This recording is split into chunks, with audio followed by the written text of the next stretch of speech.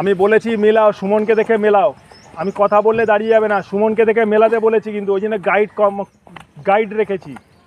মেলাও, যে মেলাতে পারছে না একটু আটকে গিয়ে মিলিয়ে দাও। মেলাও, মিলিয়ে করো। যে মেলাতে পারছো না একটু থেমে মিলিয়ে নাও। থাম হয়ে গেছে। যে মেলাতে পারছো না, থাম।